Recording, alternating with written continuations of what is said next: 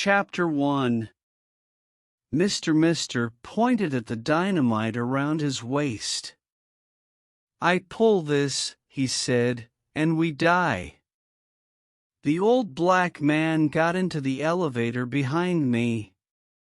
He smelled of smoke and cheap wine, and life on the streets without soap.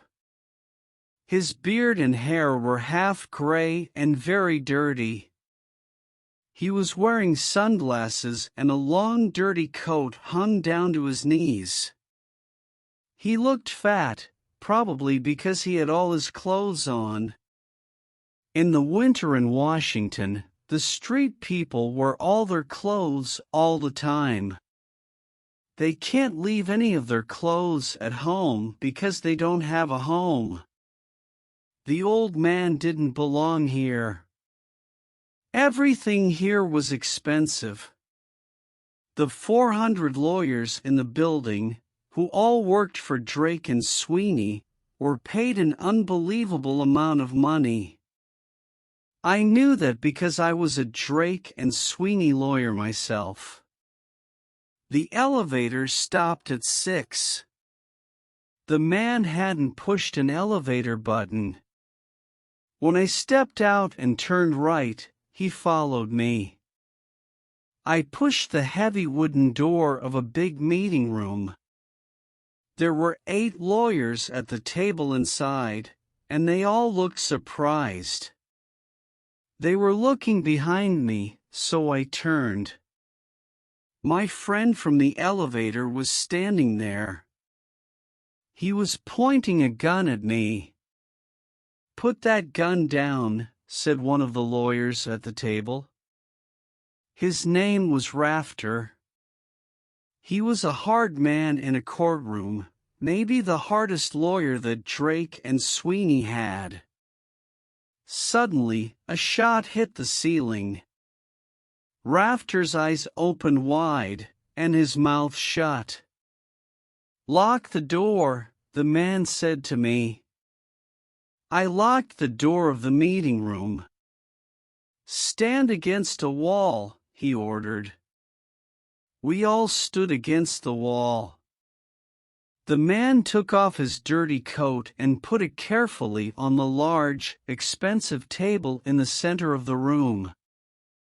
He had 5 or 6 red sticks around his waist, tied there with string. I had never seen dynamite before, but they looked like dynamite to me. I wanted to run and hope for a bad shot when he fired at me, but my legs were like water. Some of the lawyers were shaking with fear and making noises like scared animals.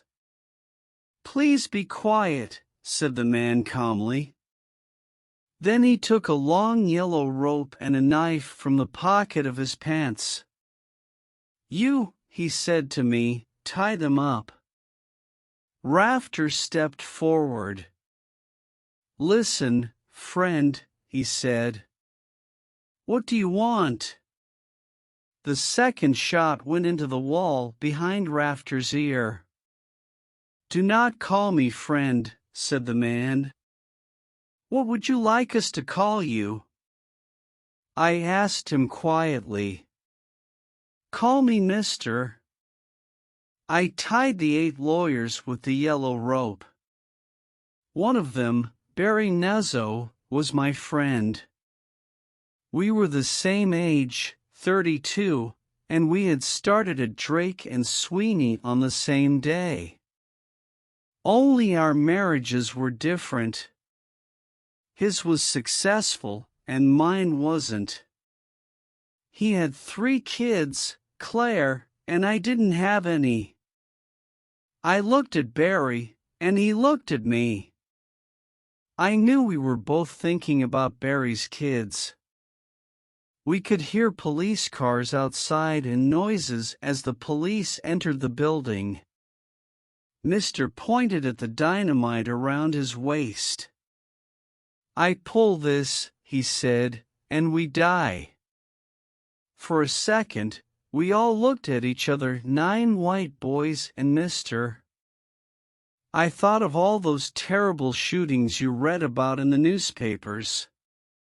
A crazy worker returns to work after lunch with a gun and kills everybody in his office. There had been killings at fast food restaurants and playgrounds too, and those dead people were children or honest workers. Who would care about us? We were lawyers. Time passed. "What did you eat for lunch today, mister?" asked me, breaking a long silence. He spoke clearly, and from the sound of his voice, he had had a good education. He hadn't always been on the streets. "I had chicken and salad," I said, surprised. "Alone?" "No, I met a friend." "How much did it cost for both of you?"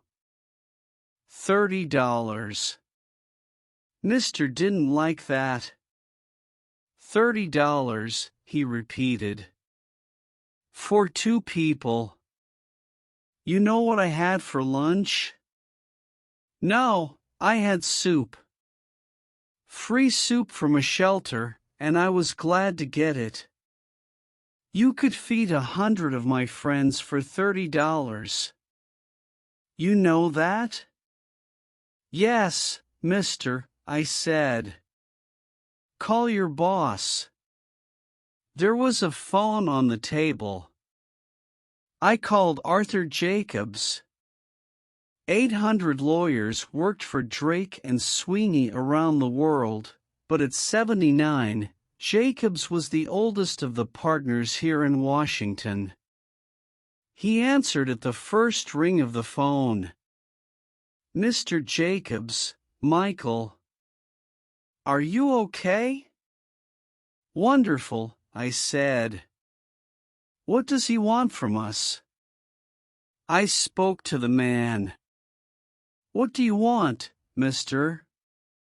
"Soup with bread," said the man. "Get it from the shelter at L Street and 17th. They put a lot of vegetables in the soup there." "One soup with bread," I said into the phone. "No," said the man. "Get soup and bread for all of us." "Mr. Jacobs," I said, "I heard." I can hear him. "A shelter for street people does carryouts?" "Mr. Jacobs, please, just do it. He has a gun and dynamite." I put the phone down. "You," said the man. He was talking to me. "What's your name?" "Michael Brock." "How much money did you earn last year?" "Don't lie." I thought quickly. I didn't lie. 120,000. He didn't like that. "How much did you give to poor people?" "I don't remember. My wife does that." "Thank you, Mr. Brock." Mr. pointed the gun at the other lawyers. He asked all of them the same questions. Nate Malamud, the only partner in the room, earned more than $1 million. "More than $1 million, Mr. said to him. "I know you. You walk past me when I sit on the sidewalk every morning. You'll never give me any money. Why can't you help poor people, homeless people?" Nate was a big man with white hair. He had been with Drake and Sweeney for 30 years. He was red in the face with embarrassment. "Now, I'm sorry," he said. "Who did the eviction?" said Mr. suddenly. And again, "Who did the eviction?" Nobody spoke. None of us understood him, but Mr. wasn't looking for an answer. He looked out the window. Maybe he was thinking. Maybe he was dreaming. Maybe he was watching the police out there. Our soup and bread arrived half an hour later. There was a knock on the door, and somebody outside shouted through the door, "Your food." Mr. shouted back, "If I see a policeman out there, I'll kill these men." Then he pointed the gun at my head. The two of us walked slowly to the door. "Unlock the door and open it very slowly," Mr. said. There was nobody outside. The food was on the floor near the door. As I stepped outside and bent down to pick it up, I heard a shout, "Stay down." A policeman stepped quickly out of the office opposite and shot Mr. through the head. Mr. fell without a sound, and my face was covered in blood. Whose blood? Mr. was lying on the floor. Half his head had gone, but the sunglasses still covered one eye. His hands were nowhere near the dynamite. Policemen came running from all the offices. "Are you hurt?" one of them asked me. I didn't know. I couldn't see. There was blood on my face and shirt, and a liquid that I discovered later was part of Mr.'s brain. Chapter 2, Devon Hardy. Who did the eviction? Mr. had asked, but I guess he already knew the answer to that. A policeman led me to the first floor of the building where friends and family and doctors were waiting. The doctors crowded around, but where was my wife? 6 hours in a room with a gunman, and she hadn't come to see me. It was funny, really, because my wife, Claire, was a doctor herself at one of the biggest hospitals in Washington. I lay on a table for 10 minutes while doctors examined me to make sure I was all right. Then, my secretary Polly arrived. There were tears in her eyes as she put her arms around me. "Where's Claire?" I asked her. "I called the hospital. She's working." Polly knew there wasn't much left of the marriage. "Are you okay?" she asked. "I think so." "I'll take you home." I was pleased someone was telling me what to do.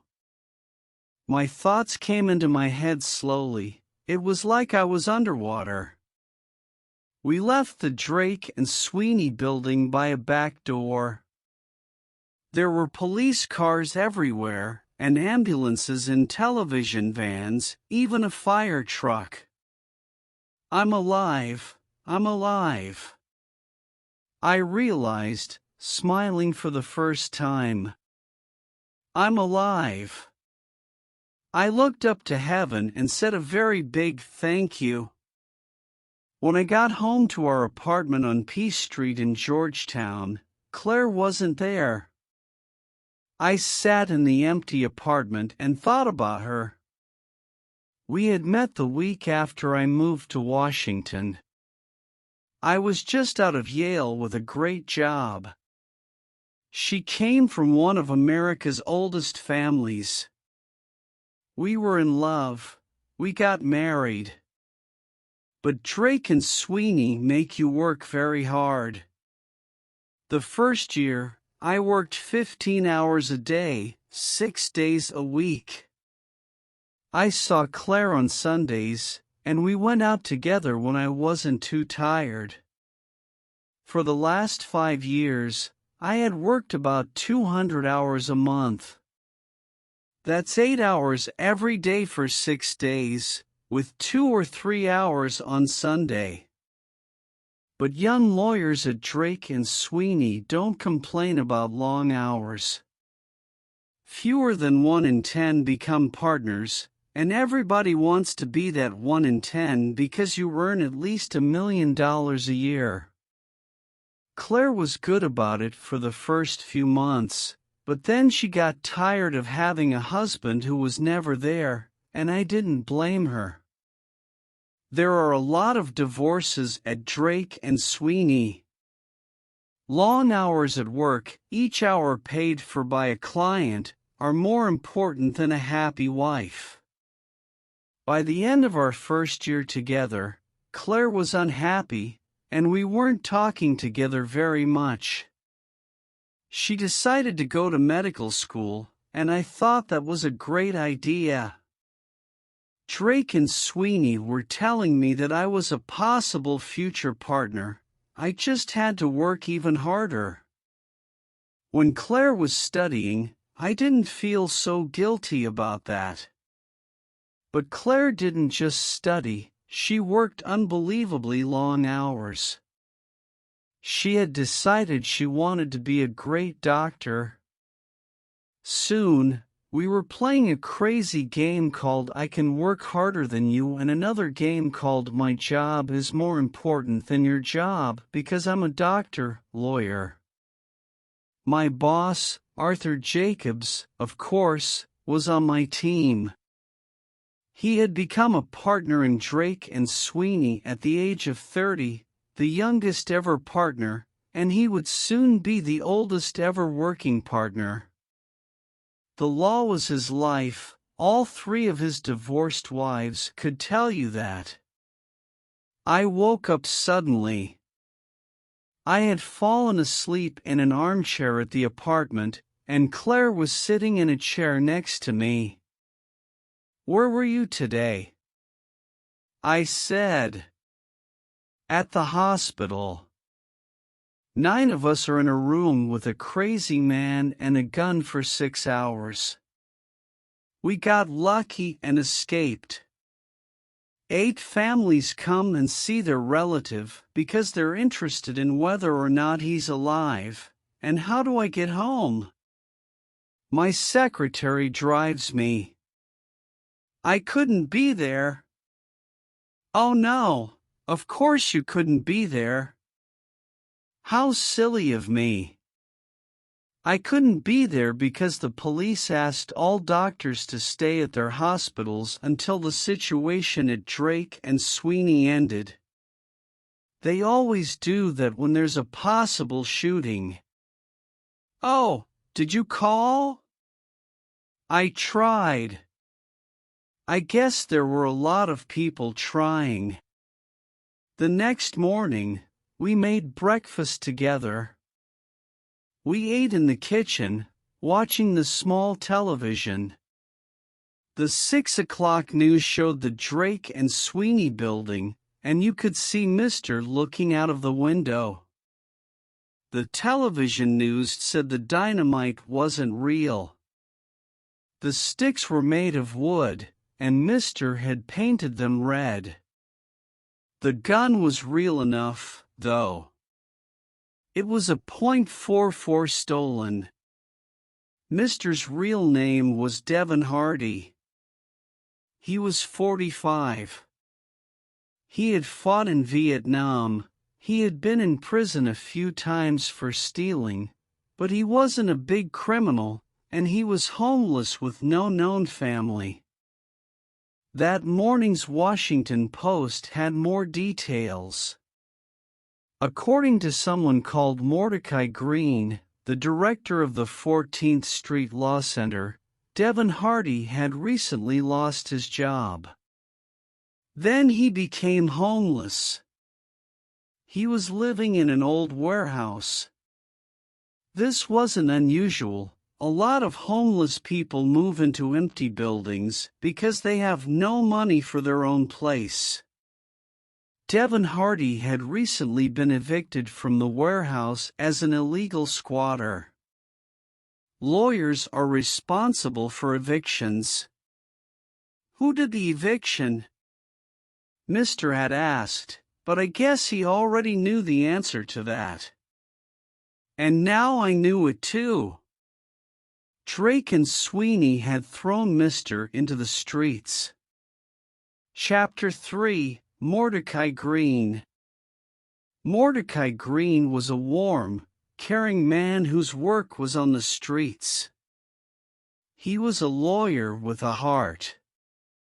I had told Polly I would be at work today, the day after Mr. came into the office. But for the first time ever, I didn't go to work when I was well enough to go. Just as it started to snow, I got into my car, a Lexus, and drove through the streets of Washington. The snow came down harder and harder. I just drove. Polly's voice came over the car phone. She sounded worried. "Where are you?" "Who wants to know?" I replied. "A lot of people. Arthur Jacobs wants to see you." "You have clients waiting for you," Polly said. "I'm fine, Polly. Tell everybody I'm at the doctor's office." "Are you?" she asked. "No, but I could be." I drove around Georgetown, not going anywhere, just driving.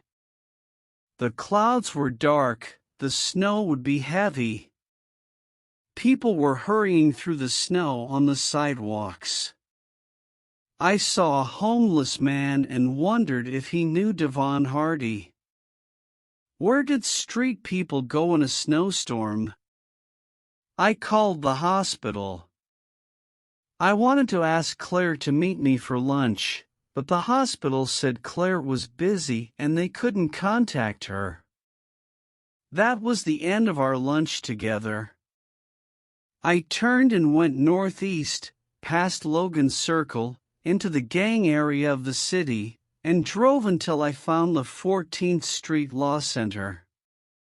I parked at 14th and Q, certain that I would never see the expensive Lexus again. The 14th Street Law Center was in an old, tall, red brick house that had seen better days. The windows on the top floor were protected by pieces of wood over the glass. The door wasn't locked. I went in slowly, out of the snow, and entered another world. It was a law office, all right, but there was no expensive furniture here, not like at Drake and Sweeney. I stepped into a large room which had 3 metal desks, each covered in files. There were more files on old pieces of carpet on the floor. The computers and the only photocopier were 10 years old. There was a large photograph of Martin Luther King on one wall. The office was busy and dusty, and interesting looking. For somebody, asked a woman at a desk with the name Sofia Mendoza on it. She looked Mexican. She wasn't smiling, but I did. It was funny. Nobody at Drake and Sweeney would talk to a visitor like that. They would lose their job. But I would soon learn how important Sophia was to the 14th Street Law Center. "I'm looking for Mordecai Green," I said. But just then, he came out of his office. Sophia went back to her work. Green was an enormous black man, at least 2 meters tall and very heavy. He was in his early 50s, with a gray beard and round red glasses. He shouted something about a file to Sophia and then turned to me. "Can I help you?" he asked. "I want to talk to you about Devon Hardy," I said, and gave him my Drake and Sweeney card. He looked at me for a few seconds and then looked quickly at Sophia, who was speaking in fast Spanish into the phone. Mordecai Green walked back into his office, and I followed him. The office was a small room with no windows, and the desk and floor covered in files and law books. "Sit down," he said. "That you might get dirty?" I sat down. I was in the room with Devon when he was shot. I said, "I couldn't think this morning. I didn't want to go to work, so I came here." "Any idea why he did it?" I asked. "Because of the eviction," said Mordecai Green. "A few months ago, he moved into an old warehouse at the corner of Florida Avenue. It wasn't a bad place for a homeless person. It had a roof, some toilets, water." "Who owned the warehouse?" Mordecai pulled a thin file from one of the piles on his desk. It was exactly the one he wanted. He looked at the file for a minute. The warehouse was owned by a company called River Oaks. "River Oaks lawyers are Drake and Sweeney, probably," I replied. "Is that all?" "I heard that Devon and the others got no warning of the eviction." "But you can evict squatters with no warning." "Oh yes, you can't evict tenants without a warning, though." "Was Devon a squatter or a tenant?" I asked. "I don't know." I thought of another question. How did Devon know about Drake and Sweeney? Who knows? He wasn't stupid, though. Crazy, but not stupid. I had taken enough of his time. He looked at his watch. I looked at mine. We exchanged phone numbers and promised to stay in contact. Mordecai Green was a warm, caring man whose work was on the streets, protecting hundreds of nameless clients. He was a lawyer with a heart. On the way out, Sophia didn't look up from her conversation on the phone. The Lexus was still there, covered by an inch of snow. Chapter 4, Mom and Dad, Welcome to the World, Son. You think the guys in factory jobs like what they're doing? You're getting rich, they aren't, Dad said as Mom and Dad welcomed me into the world. After I left Mordecai Green's office, I drove around and around the city while the snow fell. As a lawyer with hours to work, which my clients paid for, I couldn't do this sort of thing, just moving with the traffic, not going anywhere. But I was doing it now. I didn't want to go back to the empty apartment. I didn't want to go to a bar either. I'd probably never leave. So I drove. I went through poor parts of the city I had never seen before. Then I went back to Drake and Sweeney and went up in Mr. Sweeney's elevator again, walked along the hall to my office, and sat down at my desk. For the first time, I wondered how much everything in my office had cost. The expensive old desk, the red leather armchairs, and the Persian carpets, weren't we just chasing money here in this building? Why did we work so hard to buy a more expensive carpet or an older desk? Was that a good reason to work? Was this the life I wanted in my expensive room? I thought of Mordecai Green giving his time to help people who had nothing. I had about 10 pink telephone messages from clients on my desk, and none of them interested me. I didn't like this work. My clients were big companies, and I worked on their lawsuits against other big companies.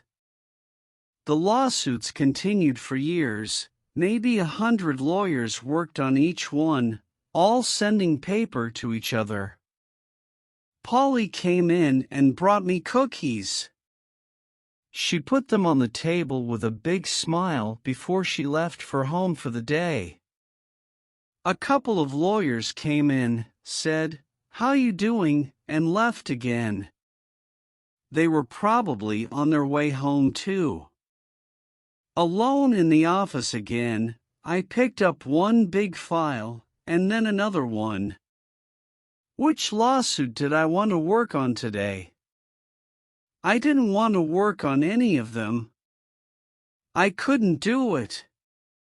It didn't make any sense to me now. I went to my computer and began searching our client files.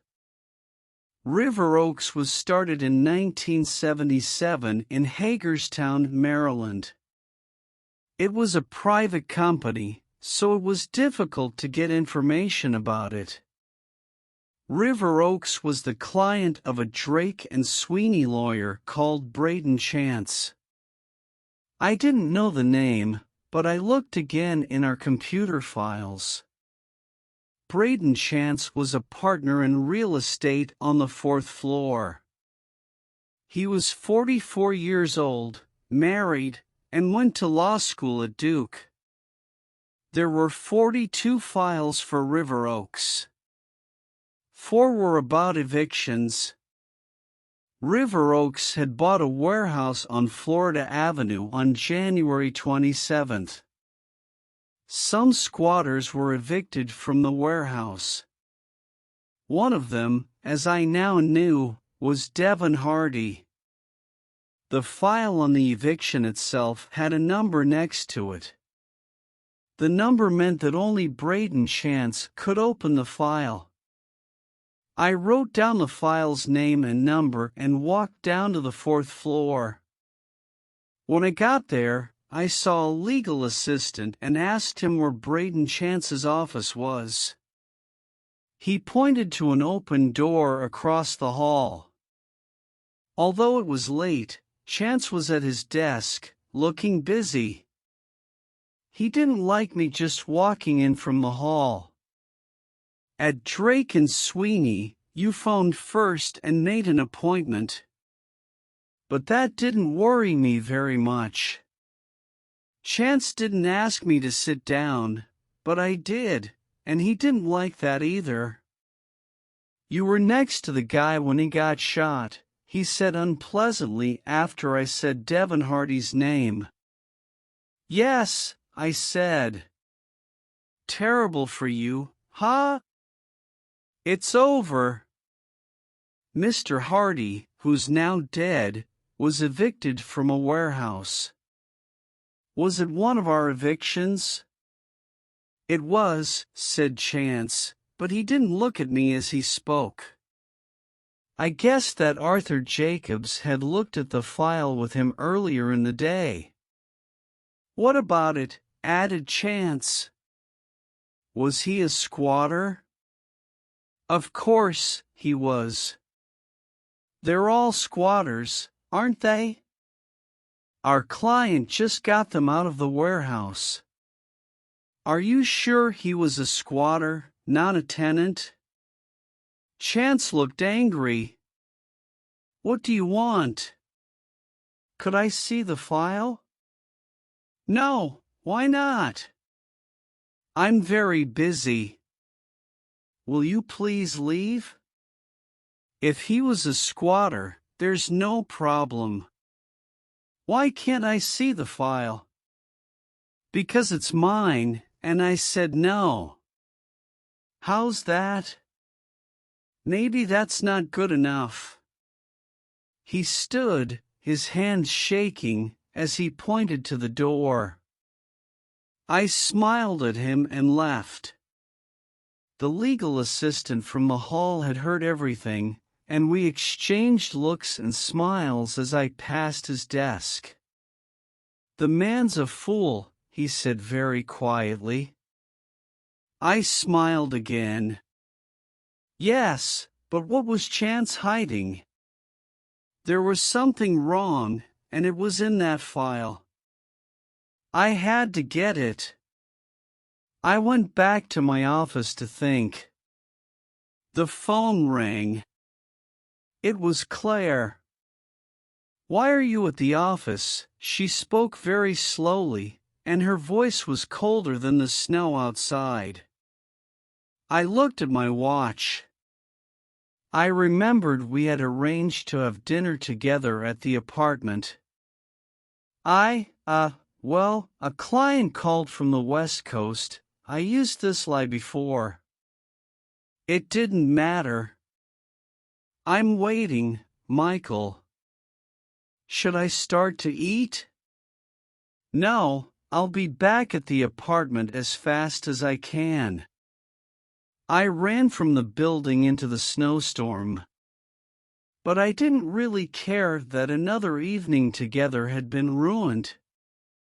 A few hours later, Claire and I were having our coffee by the kitchen window. The snow had finally stopped. I had an idea. "Let's go to Florida," I said. She gave me a cold look. "Florida?" "Okay, the Bahamas. We can leave tomorrow." "It's impossible." "Not at all. I don't have to work for a few days." "Why not?" "Because I'm going crazy. And at Drake and Sweeney, if you go crazy, then you get a few days off." "You are going crazy," she said. "I know, it's fun, actually. People are nice to you. They smile. Polly brought me cookies today. I like it." The cold look returned, and she said, "I can't." And that was the end of that. I knew she couldn't do it. She was a doctor. People had appointments with her. But also, she didn't want to go with me. "Okay," I said. "Then I'm going to Memphis for a couple of days to see my parents." "Oh, really?" she said. She didn't even sound interested. "I need to see my parents. It's been almost a year, and this is a good time, I think. I don't like the snow, and I don't feel like working. Like I said, I'm going crazy." Claire got up and went to bed. "Well, call me," she said over her shoulder. I knew that was the end of my marriage, and I hated to have to tell my mother. My parents were in their early 60s and trying to enjoy not working for the first time in their lives. Mom had been a bank manager, and Dad had been a lawyer in Atlanta. They had worked hard, saved hard, and given me the best of everything. Dad always wanted me to be a lawyer like him. I rented a car at Memphis Airport and drove east to the rich part of the city where the white people live. The blacks have the center of the city, and the whites, the area outside. Sometimes the blacks moved out from the center into a white area, and then the whites moved further out. My parents lived on a golf course in a new glass house. You could see the golf course from every window. I had called from the airport, so Mom knew I was coming. "What's wrong?" she asked me when she saw me. "Nothing. I'm fine." "Where's Claire?" "You guys never call." "As you know, I haven't heard her voice in 2 months. Claire's fine, Mom. We're both alive and healthy and working very hard." Are you spending enough time together? No. Are you spending any time together? Not much. I saw the tears in her eyes. I'm sorry, Mom. It's lucky we don't have kids to talk about. Something else? I told her the story of Mr. Are you all right? She asked, the look of shock on her face. Of course, I'm here, aren't I? The company wanted me to take a couple of days off, so I came home. You poor thing, Claire, and now this. Later that afternoon, my dad and I played golf. Dad, I'm not very happy at Drake and Sweeney, I said. I don't like what I'm doing. Welcome to the world, son. You think the guys in factory jobs like what they're doing? You're getting rich, they aren't. Be happy, he was happy. He was winning at golf. 10 minutes later, he said, Are you changing jobs? I'm thinking about it. Why don't you just say what you're trying to say? As usual, I felt weak and like I was running away from something. I'm thinking about working for the homeless, I said as a lawyer. I added quickly. Dad didn't stop playing. He hit a ball into the distance. I'd hate to see you throw it all away, son, he said. You'll be a partner in a few years. We walked after his ball. A street guy's killed in front of you, and you have to change the world? You just need a few days away from work. Is that all? Chapter 5, Lonte Burton. Inside were a young mother and her children, all dead. The mother had started the engine of the old car and left it running, of course. The apartment was empty when I returned Friday night, but there was a note in the kitchen. Just like me, Claire had gone home to her parents in Providence for a couple of days. I knew Claire wanted to end the marriage too, I just didn't know how badly. I went for a long walk.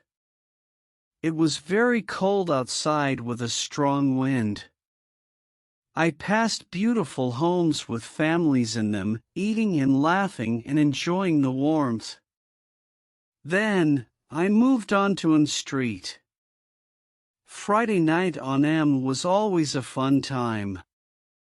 The bars and coffee shops were full, and people were waiting in line to get into the restaurants. I stopped at the window of a music club, listening to sad music with snow over my feet, watching the young couples drink and dance. For the first time in my life, I didn't feel young. I was 32, but in the last 5 years, I had worked more than most people do in 20. I was tired. Those pretty girls in there would never look at me now. I went back to the apartment at some time after 9. The phone rang. It was Mordecai Green. Are you busy? He asked. To do what? I replied. To work. The shelters are full. We don't have enough helpers. I've never done that kind of work. Can you put butter on bread? I think so. Then you're the man for us. We're at a church on 13th and Euclid. I'll be there in 20 minutes. I changed into the oldest clothes I had, jeans and an old blue jacket, and took most of my money out of my wallet. As I closed the apartment door behind me, I was excited, and I didn't exactly know why. I parked the Lexus opposite the church. The attack I half expected didn't happen. No gangs. The snow kept the streets empty and safe, for now. I went into the church, down into a big room below it, and entered the world of the homeless. It was unbelievable how many people were in that room. Volunteers were giving out blankets and apples. Mordecai was pouring fruit juice into paper cups and talking all the time. A line waited patiently for food at a table. I went to Mordecai, and he said hello like I was an old friend. "It's crazy," he said. "One big snowstorm, and we work all night." He showed me the bread, the butter, the meat, and the cheese. "It's real complicated. You do 10 with meat and then 10 with cheese." "Okay?" "Yeah, you learned fast," he said, and then he disappeared. I made 10 sandwiches quickly, then I slowed and watched all the people. Most of the homeless looked down at the floor. Most of them said thank you to the volunteers when they got the food. Then, they ate slowly. Even the children were careful with their food. Mordecai came back and started making sandwiches next to me. "Where does the food come from?" I asked him. "Food bank. People give it. Tonight we're lucky because we have chicken. Usually, it's just vegetables." "How many shelters like this are there in the city?" "This isn't actually a shelter. The church kindly opens its doors when the weather's bad. When the doors close, they go out again." I tried to understand this. "Then where do these people live?" "Some are squatters. They're the lucky ones. Some live on the streets, some in parks, some in bus stations, some under bridges. Usually, it's okay, but they can't stay out in the open. Tonight it's too cold. They have to go to one of the shelters." "How many shelters are there?" "About 22.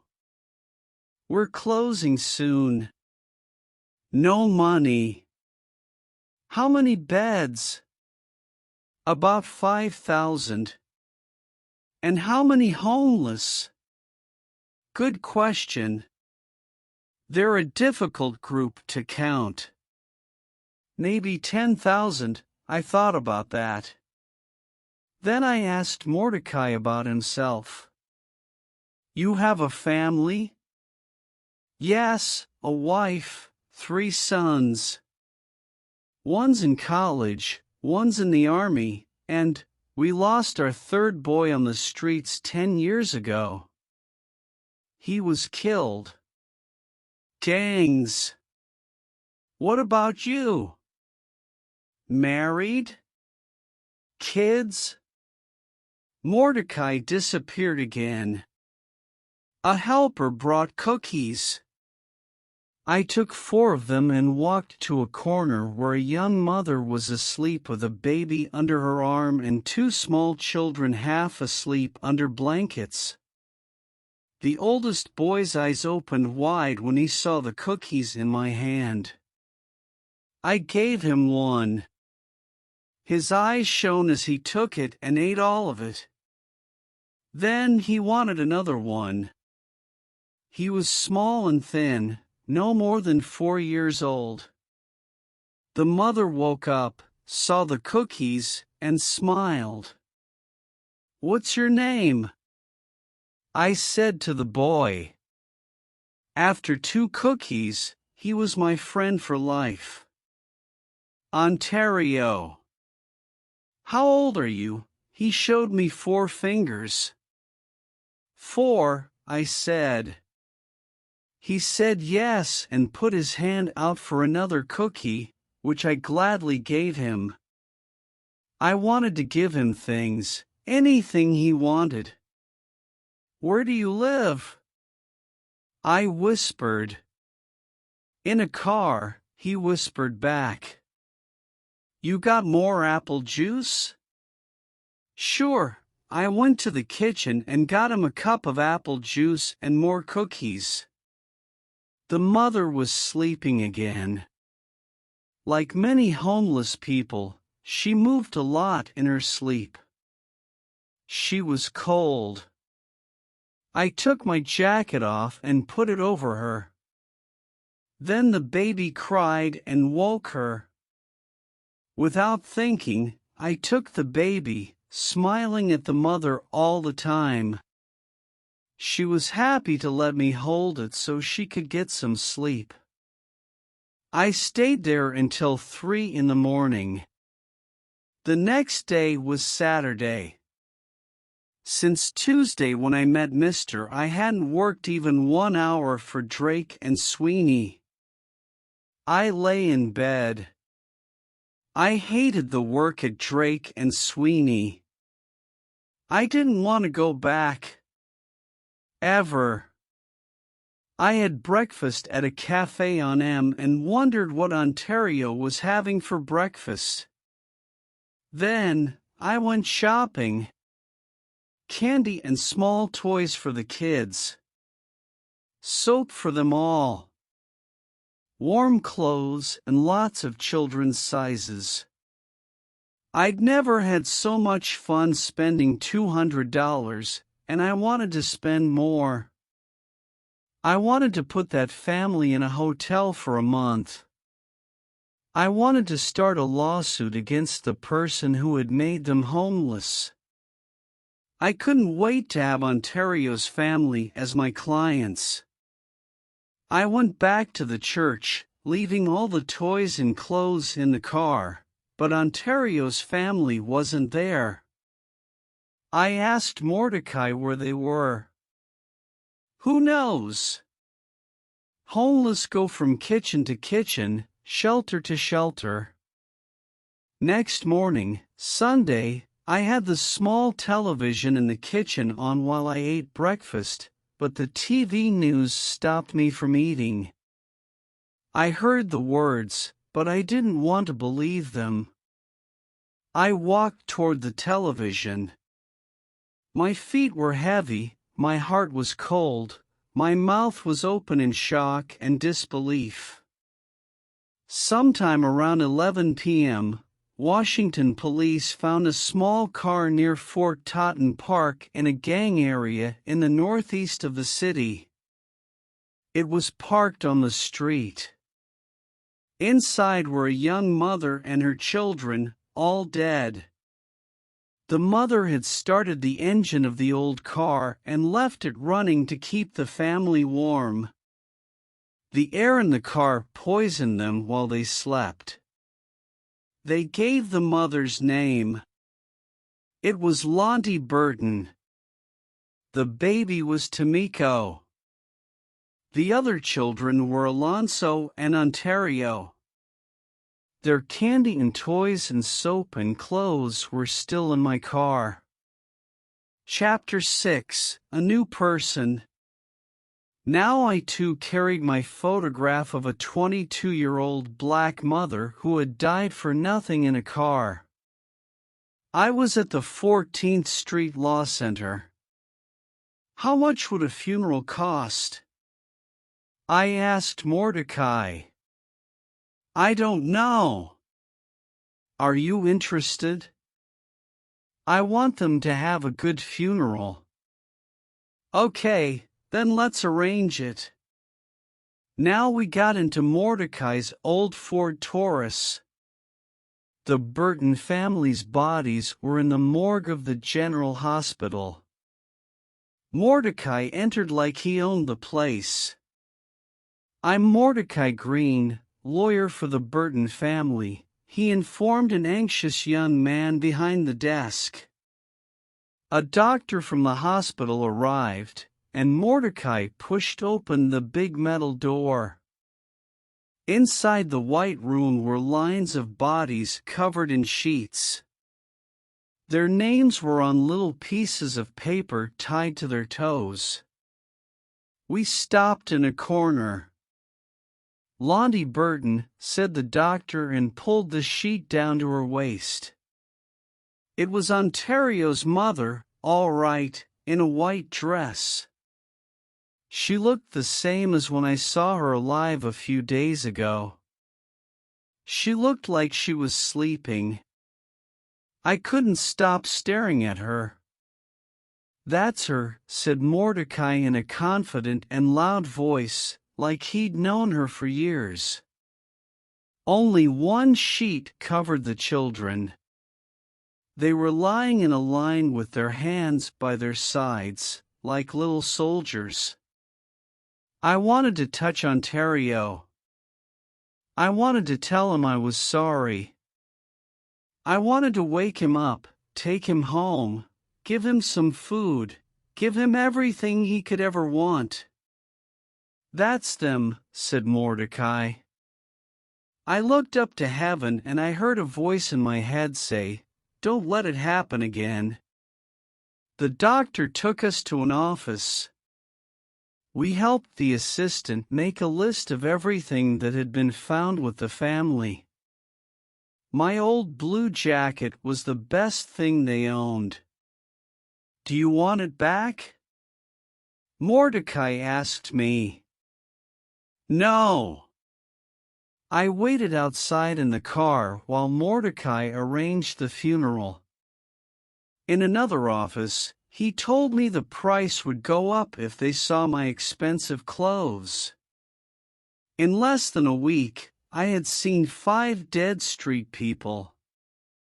First, Mr. had changed my life. Now, Ontario had broken my heart. There was a knock on the car window. I jumped. "It's $5,000, all 4, Mordecai shouted through the closed car window. Yeah, I said, and he disappeared back into the hospital. Soon, he was back, driving fast. The funeral will be Tuesday at the church here at the hospital. The newspapers will be there, and television. It's a big story." "Thanks, Mordecai," I said. After the funeral, there's going to be a march to the government buildings on Capitol Hill for the Burton family. Television is going to film it. The newspapers are going to write about it. Are you okay?" "No, I called in sick Tuesday at 10. I left for the funeral. It was a very nice church, beautiful. It didn't open its doors to the homeless, and I could understand why. I sat alone. I could see Mordecai with 2 people I didn't know. The TV people were in one corner. I could also see the coffins. The baby's coffin was very small. Ontario's coffin and his brother's were bigger, but not much bigger. Lonte Burton's parents were dead, but her grandmother was there. She put flowers on the coffins, and for a terrible second, I thought she was going to open them. I had never been to a black funeral before, and I didn't know what to expect. But I had seen old film of coffins open at funerals. After the funeral, there was the march to Capitol Hill. There were big photos of Lonte Burton everywhere, and under her face, the words "Who killed Lonte?" On Capitol Hill, Mordecai spoke to the people. He didn't talk about the homeless, he talked about the last hours of the Burton family. He talked about the baby's last meal in the church. He talked about the cookies the boys had eaten. He described how the little family left the church and went back onto the streets into the snowstorm where Lonte and her children lived only a few more hours. Mordecai described things he didn't actually know had happened, but I didn't care, and the crowd didn't either. When he described the family trying to get warm before they died, I heard women crying around me. If this man, Mordecai Green, could make a crowd cry like this, he must be a great lawyer. When Mordecai finished, we marched to the Capitol, the government building, carrying the coffins. I had never been on a march like this before. Rich people don't march. Their world is safe and clean, and there are laws to keep them happy. But now, I too carried my photograph of a 22-year-old black mother who had died for nothing in a car. I wasn't the same person as I had been before Mr. and Ontario came into my life, and I could never be that person again. So I accepted when Mordecai Green phoned me a few days later and invited me to a restaurant near DuPont Circle. And when he invited me to join the 14th Street Law Center, I accepted his offer of a job too. "We can pay you $30,000 a year," smiled Mordecai. "You'll be a partner. Let's see Drake and Sweeney beat that." I smiled too. I nearly told him about the file I needed from Drake and Sweeney, the file that would give us the story of Devon Hardy's eviction. But I didn't. That night, I told Claire my news. It was almost 10, and we were sitting in our favorite chairs with glasses of wine.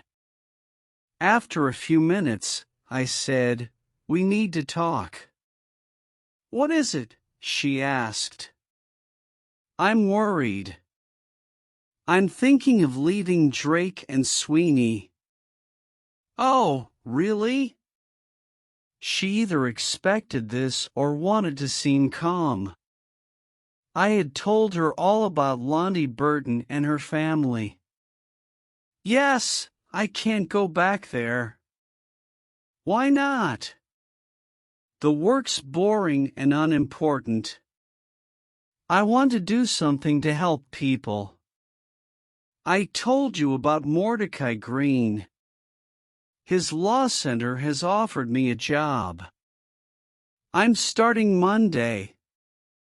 "How much did he offer you?" $30,000 a year. That's $90 a year less than you are now. You don't do work for the homeless for the money. As young law and medical students, we had wanted to help people. We told ourselves then that money was not important. And now? "I'm tired," she said. She finished her wine and went to the bedroom. The next day, she visited a divorce lawyer. I promised to leave the apartment by the weekend. Chapter 7, Brayden, Chance, and River Oaks. The note read, "Top key is to Chance's door. Bottom key is to the file drawer under the window." I went back to Drake and Sweeney for my last day. They didn't want me to leave. There was a lot of work, and they didn't want to find someone new. I was invited to breakfast with Arthur Jacobs in the partner's private dining room on the 8th floor. How could I turn my back on a world of breakfasts in the partner's dining room? That was the idea. Over breakfast, Arthur suggested that I could stop working at Drake and Sweeney for a year and work pro bono at the law center. He said that Drake and Sweeney should do more pro bono work. He offered to pay the difference between the law center's $30,000 a year and what I earned at Drake and Sweeney. I smiled. I would be Drake and Sweeney's pro bono boy for a year, and they could all feel good about themselves. During that year, a partner would take my clients. I would return after a year, happy, and take my clients back. Actually, I didn't say no immediately. They had at least tried. Arthur often talked about pro bono work, though clients and their paid hours always came first. But I thought about the offer, and then I said no. By now, I hated my old work too much to go back to it. I didn't like the old me that had done the work very much either. I was trying to explain to Arthur that I was a different man now when Brayden chanced sat down at a table not far from ours. He didn't see me at first, but then I saw him staring at me. "Good morning, Brayden," I said loudly. Arthur turned around to see who I was talking to. "You know him?" he asked quietly. "We've met," I said. "He's a fool," said Arthur very quietly. It was the same word the legal assistant had used about Chance. When I got back to my office, there were 2 files on my desk. They hadn't been there before my breakfast with Arthur. In the first one, there was a list of names headed "People Evicted River Oaks." Number 4 was Devon Hardy, number 10 was Lonte Burton and 3 children. I sat there for 2 or 3 minutes in silence. Why would anyone put something like this on my desk if the information wasn't true? At the bottom of the page, someone had written a few words in pencil. The eviction was wrong. I opened the second file. There were 2 keys in it and a typed note. The note read, "Top key is to Chance's door. Bottom key is to the file drawer under the window." I put the files away. I had to do some work. I also had a working lunch that day. Working lunch meant that the client was paying, but the law had never seemed so unimportant and boring. I got through the day only because I knew it was my last at Drake and Sweeney. It was almost 5 before I got a few minutes alone. I said goodbye to Polly and locked the office door from the inside. I took the files out again and began to think and make notes. I had an idea who had sent the files, the young legal assistant who had called Chance a fool. Legal assistants did the evictions, and it was his job to put documents in the file. I phoned another legal assistant and asked him for the name of Chance's assistant. The guy was called Hector Palmer. He had been with Drake and Sweeney about 3 years, all in real estate. We met in the library on the 3rd floor. Hector Palmer was very nervous. "Did you put those files on my desk?" I asked him. There was no time to play games. "What files?" His eyes went around and around the room, looking at everything except me. "The River Oaks eviction." "You were there, right?" "Yeah," he said. "What's in the River Oaks file?" "Bad stuff." "Tell me." I have a wife and 4 kids. I need this job. You'll be okay. You're leaving. What do you care? I wasn't surprised. He knew. People talked. I was news. So before I leave, you want me to go into Chance's office and take a file? And I can't be sure what's in it. Do what you want, and he ran out of the library. I went back to my office and made some more notes. I would lose my job if I was caught taking the file, but I was already leaving. It would be much worse if I was caught in Chance's office with a key that wasn't mine. I didn't like the idea at all. Then there was the problem of copying the file. Some Drake and Sweeney files were very thick.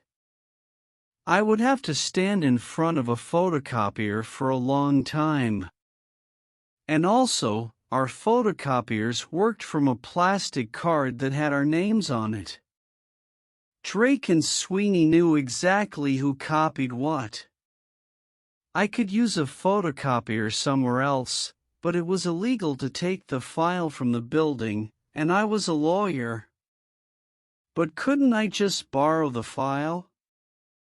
I only needed it for half an hour to photocopy it. I could take it to the 14th Street Law Center, photocopy it, and bring it back immediately. That made me a little less of a thief. It was now getting late this Friday night. I was starting work with Mordecai on Monday. It was now or never. But I hadn't got a key to the 14th Street Law Center. I looked at my watch. It was 6:30. I drove to 14th Street. My partners were still there. Sophia actually smiled at me, but only for a second. "Welcome to your new job," said Mordecai seriously. Like I needed all the luck in the world. "How about this?" he said, pointing at my new office. "The best office in the area." "Beautiful," I said, stepping inside. My new office was about half the size of the one I just left.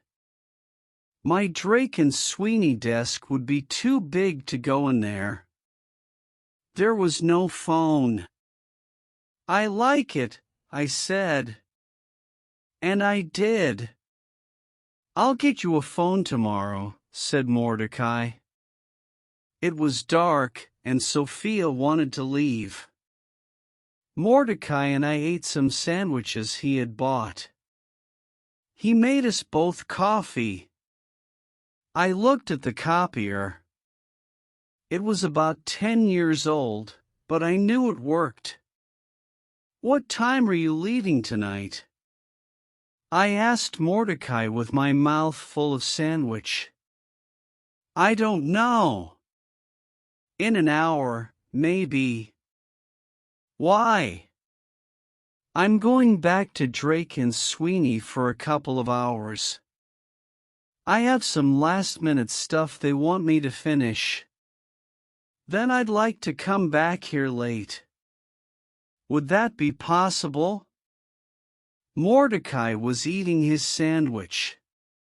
He reached into a drawer and threw me a key. "Come and go as you please," he said. "Will it be safe?" "No, so be careful. Park as close to the door as you can. Walk fast, then lock yourself in." I walked fast to my car at 7:30. The sidewalk was empty. My Lexus was fine. Maybe I would be okay. On the streets, the drive back to Drake and Sweeney took 11 minutes.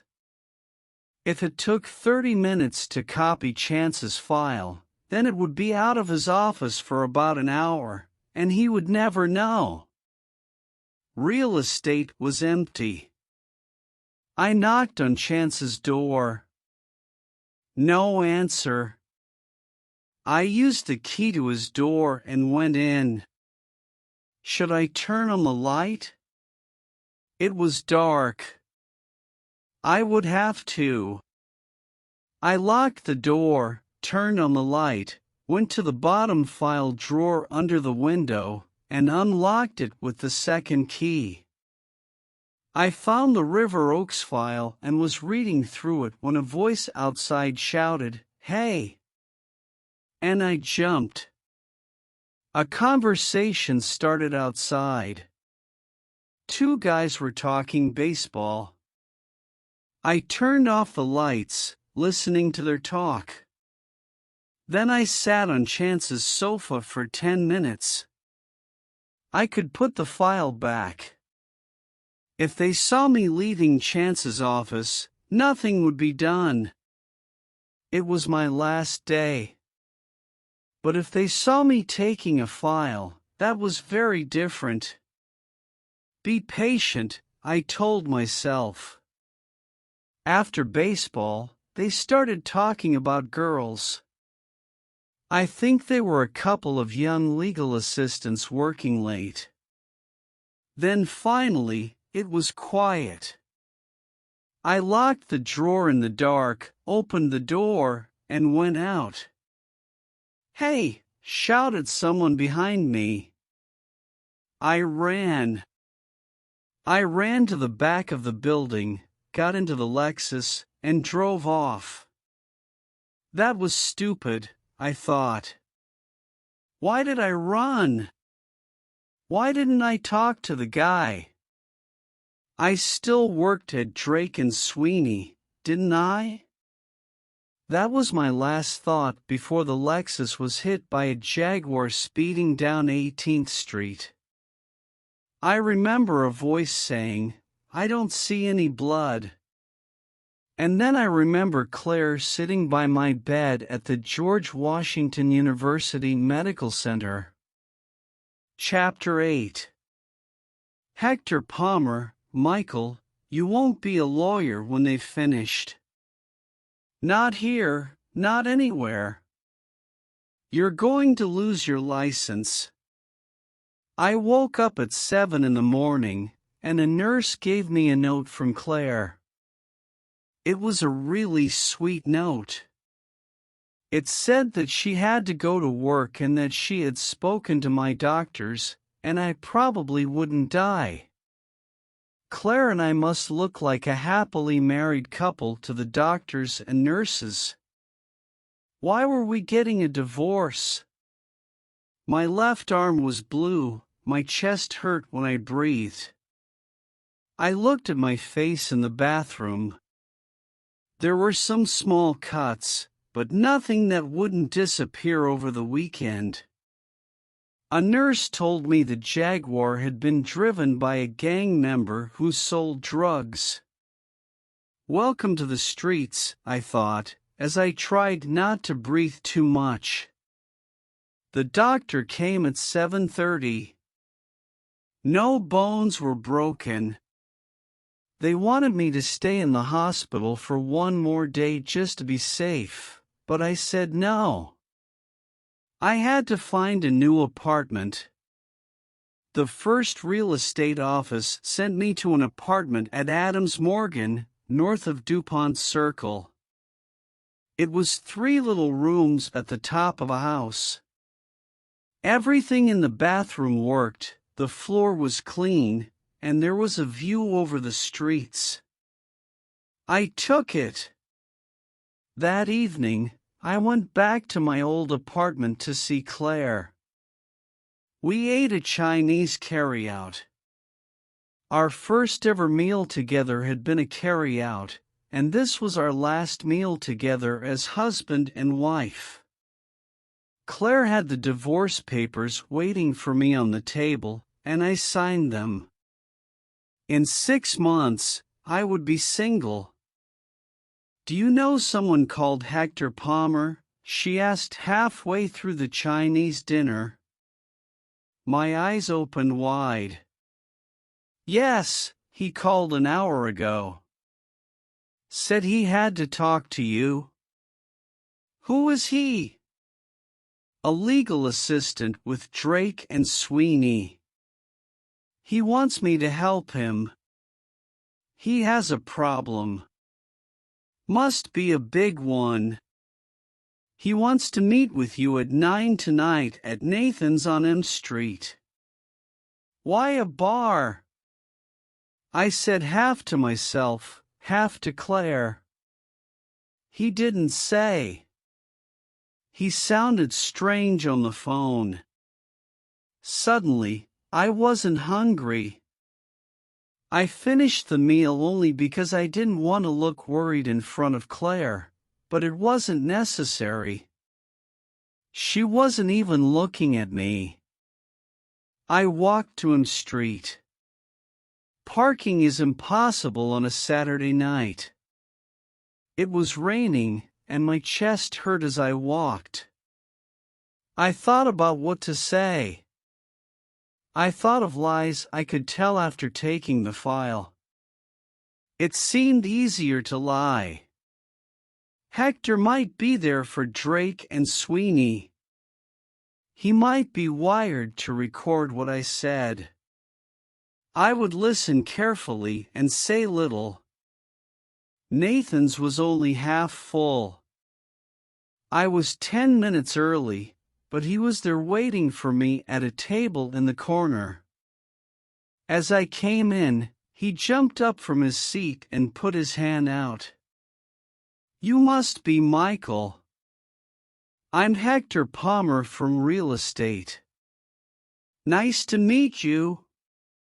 Ha, didn't we meet in the library? We sat down. He started kicking me under the table. I understood he was wired, and they were watching. A waiter came. I ordered black coffee, and Hector asked for a beer. I'm a legal assistant in real estate, Hector explained as the drinks arrived. You've met Brayden Chance, one of our partners? Yes, I said, as they were recording everything. I said I would say as little as possible. I worked mainly for him. You and I spoke for a minute one day last week when you visited his office. If you say so. I don't remember seeing you. He smiled, and I kicked him back under the table. We both understood the situation. Now listen, I asked. You wanted to meet me because a file is missing from Brayden's office, and you think I took it? Well, no, but it could be you. You asked for that file when you went into his office last week. So you do think I took it, I said angrily. Well, go to the police. Hector Palmer drank some of his beer. Drake and Sweeney have already gone to the police, he said. The police found an empty file in your desk with a note about 2 keys, one to the door, the other to a file drawer. They also found your fingerprints on the file drawer. I hadn't thought about fingerprints. Drake and Sweeney took everybody's fingerprints when they joined the company, but that was 5 years ago, and I had forgotten about it. We might want to speak to you about all of this again later, said Hector Palmer. I picked up my coat and left. I spent my first working day at the 14th Street Law Center, getting the file back from the wreck of the Lexus. Mordecai helped me. We had to go to Georgia Avenue, where the police keep wrecked cars. I told Mordecai that the file was important but not what was in it. Back home in my new apartment, I looked at the file. River Oaks was a real estate company. They wanted to build a new mail office for the Washington Post Office and then rent the building to them. They had bought the warehouse where Devon and Lonte Burton lived, and they wanted to pull it down and start rebuilding. They were in a hurry. They wanted to start pulling the warehouse down in February. On January 27th, Hector Palmer visited the warehouse. His note about that visit was on the list of documents in the file, but it wasn't actually in the file. Somebody had taken it out, almost certainly chance, after Mr. had visited us on Friday, January 31st. Hector Palmer returned to the warehouse with the police and evicted the people who were living there. The eviction had taken 3 hours. Hector Palmer's note about it was 2 pages long. Although he tried to hide what he felt, it was clear that he disliked being part of the eviction. He described how Lonte Burton had fought with the police. My heart stopped when I read the mother had 3 children, one a baby. She lived in a 2-room apartment with no bathroom. They slept on the floor. She fought with the policeman while her children watched. In the end, she was carried out of the building. I drove to 14th Street and copied the file. Then I went back to my old apartment. Claire was at the hospital. I took my sleeping bag, a few suits, my radio, the small TV from the kitchen, my CD player, and a few CDs. A coffee pot, a hairdryer, and 3 blue towels. I left a note telling her I was gone. I didn't know what I felt. I had never moved out before. I wasn't sure how it was done. As I drove away, I didn't feel happy to be single again. Claire and I had both lost. Back at the 14th Street Law Center, my first visitor was my old friend Barry Nezzo. He sat down carefully in the chair opposite my desk. He didn't want to get dirt on his expensive suit. Was he wired like Hector Palmer? Maybe they had sent Barry because he was my friend and also one of Mr. S. guests that Tuesday afternoon. "So, you're here for the money," he said, jokingly. "Of course, you're crazy. They're gonna come after you, Michael. You can't take a file. You mean a criminal lawsuit for theft, probably. And they talked to the Bar Association. Rafter's working on it. Michael, you won't be a lawyer when they're finished. Not here, not anywhere. You're going to lose your license." I said nothing. I didn't know what I was going to do, but I knew I couldn't give the file back now. I had nothing else in the fight against Drake and Sweeney. Barry stood up to leave.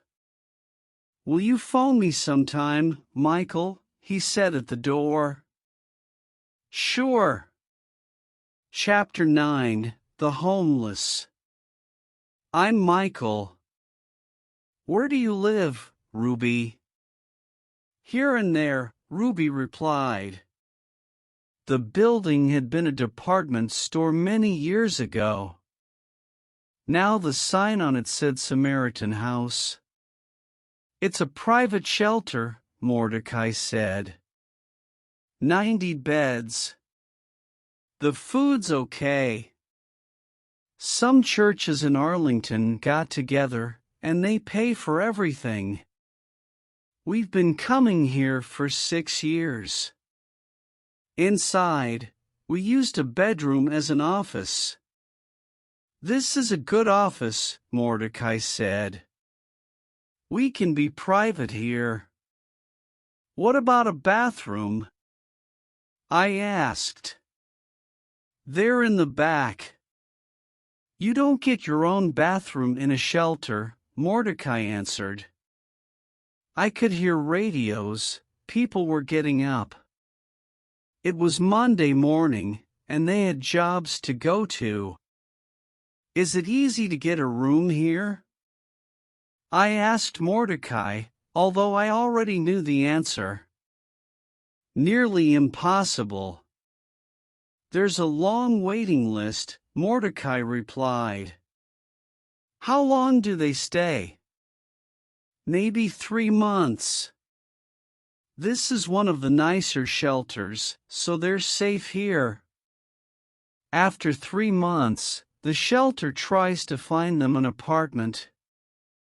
And our clients all come from shelters? I asked. Half come from the shelters, Mordecai said, the other half from the streets. We take anybody who's homeless. The people here at this shelter have jobs, but they don't earn enough to pay rent for an apartment. So when they get one, they lose it again. One missed paycheck, and they lose their homes, I explained. My first client was called Waylene, aged 27, 2 children, no husband. Her problem wasn't complicated. She had worked in a fast food restaurant. She started to tell us why she left her job, but Mordecai said that the reason didn't matter. She hadn't had her last 2 paychecks because she had no address. The restaurant had sent the checks to the wrong place, the checks had disappeared, and nobody at the restaurant cared, I explained. Will you be here next week? Mordecai asked Waylene. Waylene wasn't sure. Maybe here, maybe there. I'm looking for a job. I might move in with someone or get my own apartment. We'll get your money, and we'll have the check sent to our office, said Mordecai. He gave her the address of the 14th Street Law Center. Thanks, Waylene said and left. Call the fast food restaurant, Mordecai told me.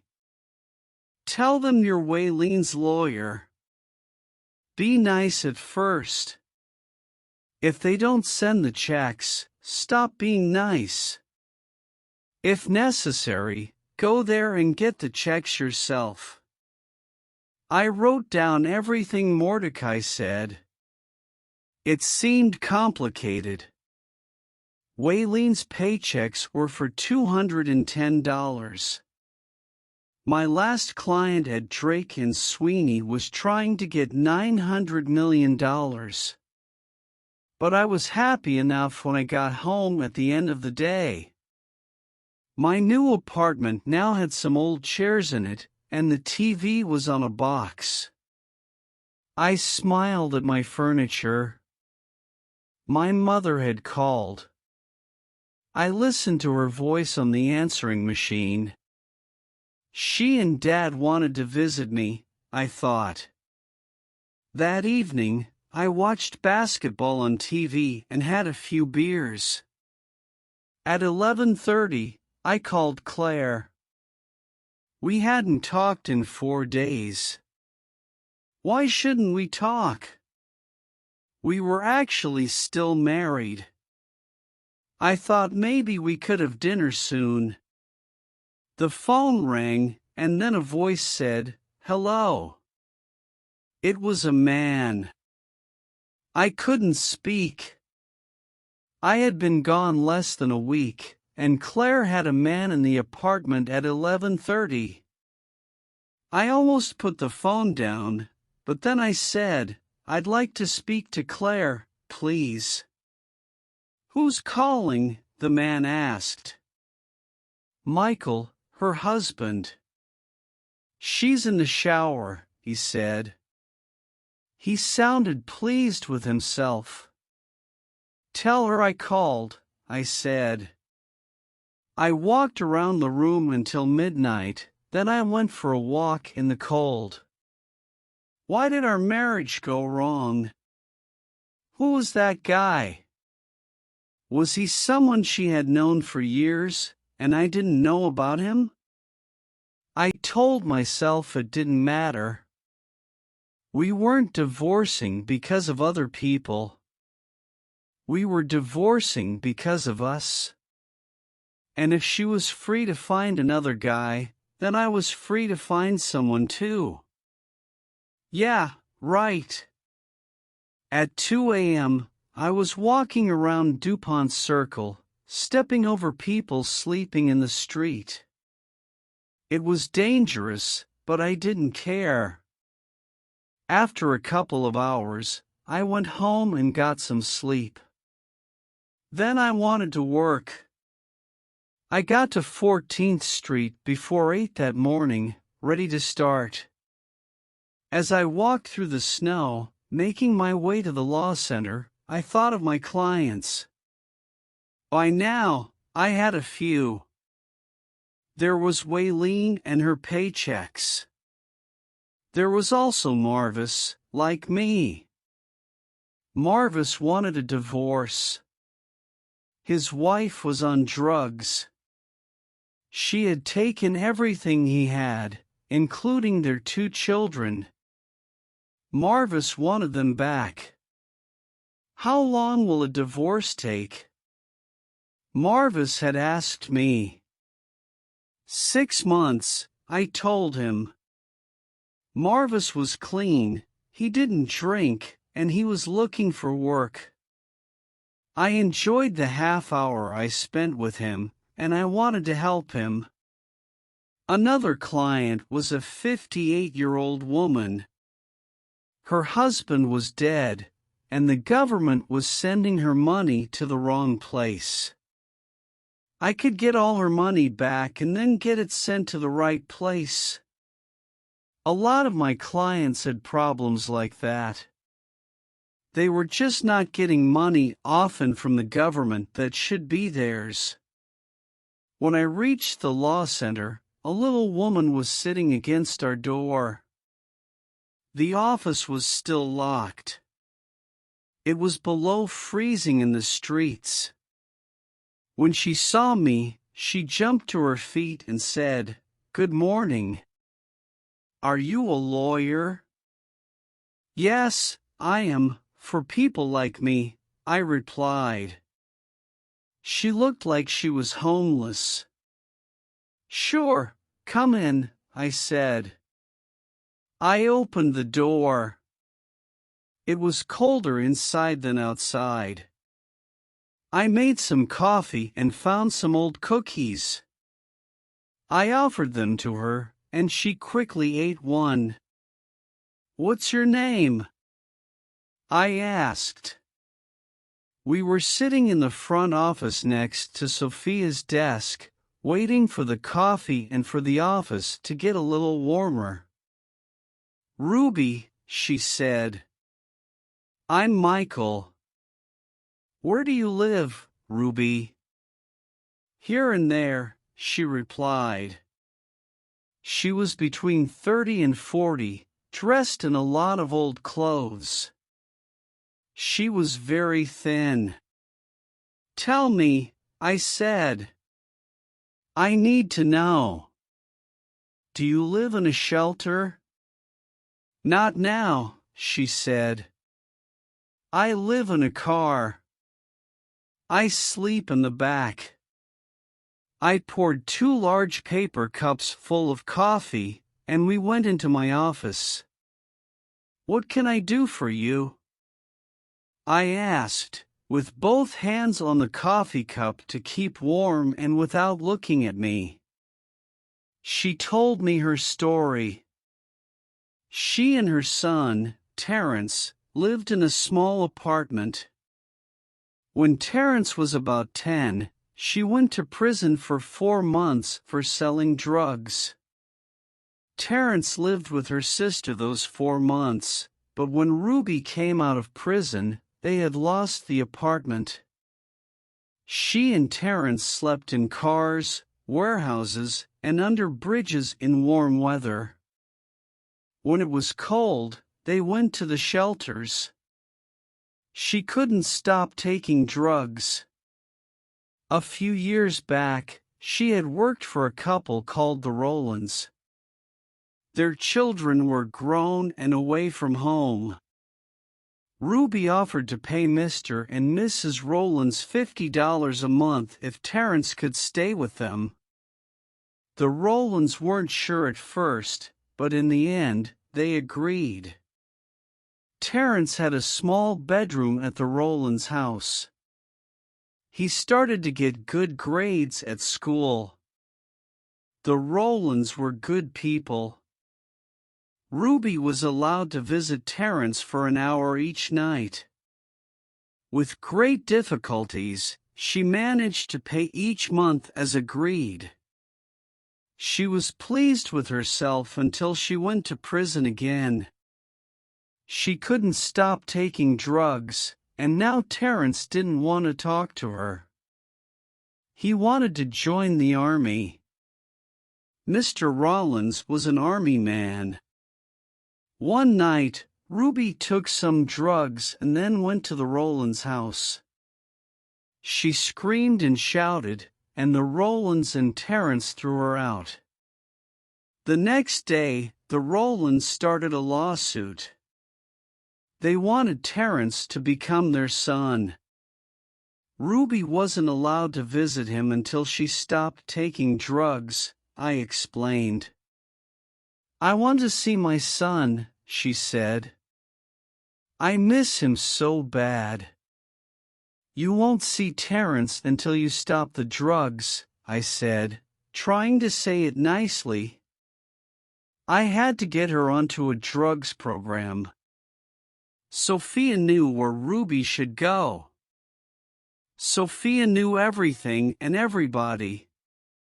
She made a phone call, and then Ruby and I were on our way to Naomi's Women's Center on 10th Street. It opened at 7, closed at 4, and between those hours helped women with a drug problem. I spoke with Megan, the young woman in charge of Naomi's. We had a long talk.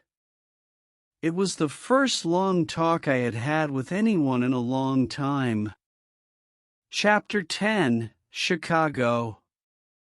There's going to be a lawsuit, Hector, I said, against Drake and Sweeney. You can't hide from that. I was sleeping on the floor at the apartment. I liked it down there, and it helped me understand my new clients. In the middle of the night, the phone rang. It was Claire. The police were in her apartment, wanting to search it for the file.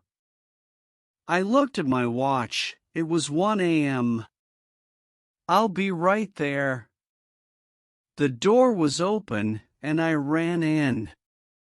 There were 3 policemen in there, and I shouted at the nearest one, I'm Michael Brock. Who are you? Lieutenant Gasco, said the policeman, not very nicely. Claire, I shouted, get the video camera. There's gonna be a lawsuit.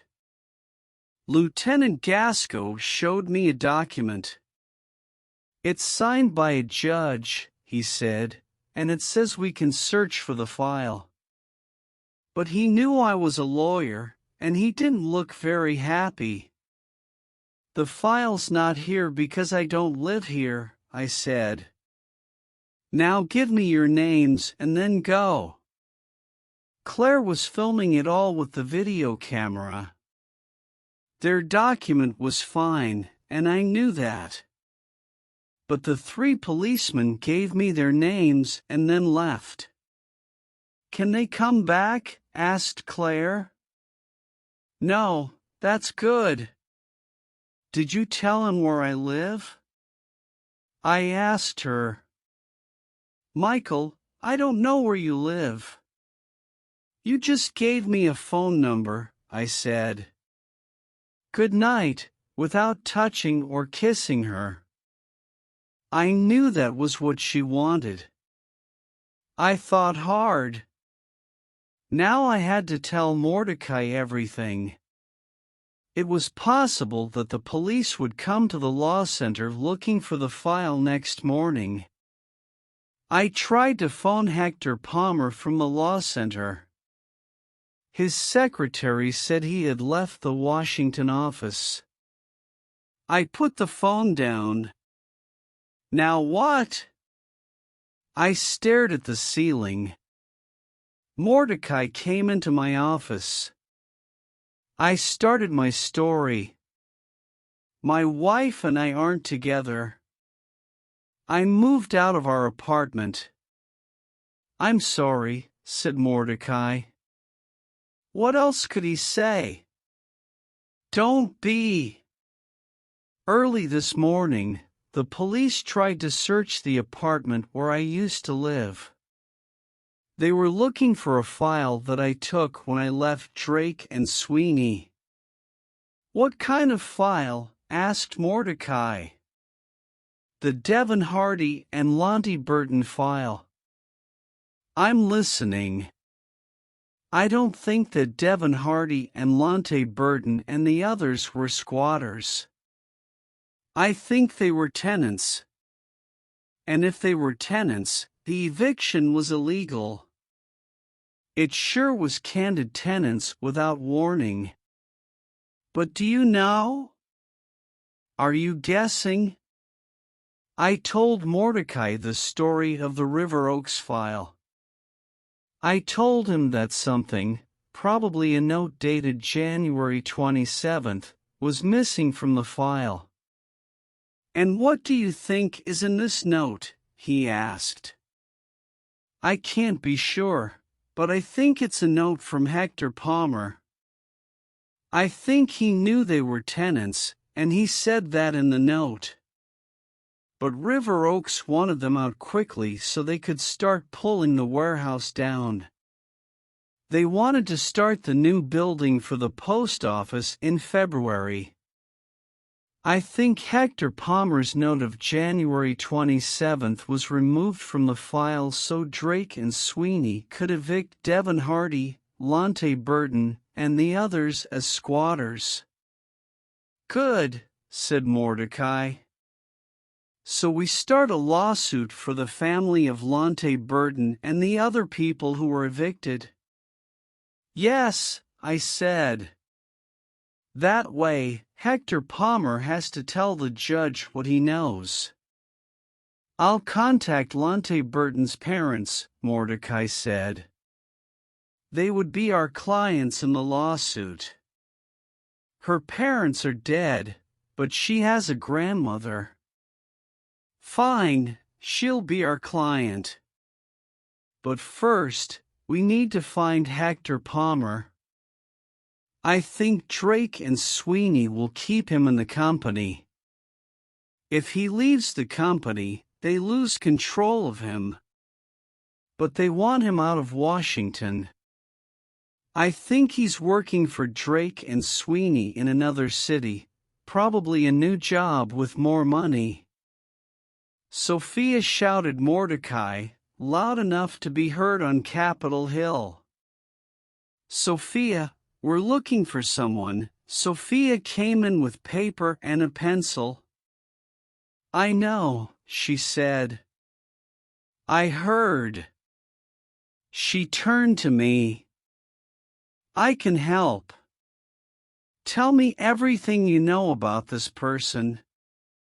I told Sophia Hector Palmer's name, address, and job.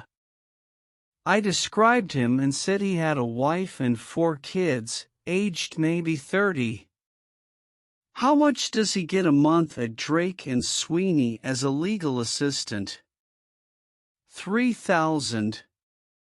He has 4 kids, so 1 or more will be in school. He can't send kids to a private school on $35,000. We start with the schools, then the churches. She went back to her desk, and she was on the phone for an hour. Each time she said hello in English, asked for the person she wanted, and then the conversation was in Spanish. An hour later, she came back into my office. They moved to Chicago. Do you need an address? But how did you? Don't ask. A friend of a friend in their church. They moved to Chicago last weekend. I can get you an address, but it will take longer. I don't need an address. I've been to Drake and Sweeney's Chicago office a couple of times. 2 days later, I was there again. But I hadn't flown first class as in the old days. I waited outside the Drake and Sweeney building from 7 in the morning while 106 lawyers, the third highest number after Washington and New York, arrived for work. At 8:20, Hector Palmer arrived, and I followed him into the building. He got off on floor number 51. There was a phone there. I phoned Mordecai and told him about my progress. Then I phoned Megan at Naomi's Women's Center. Ruby was still there, doing okay. Hector Palmer wasn't going anywhere for the next 10 hours, so I had another long talk with Megan. There was a list of partners' names on each floor. I chose one. I have an appointment with Dick Healy, I said loudly as I passed the desk. And then I walked past the desk down the hall. Hector had his own office in Chicago. Hello, Hector, I said as I walked in.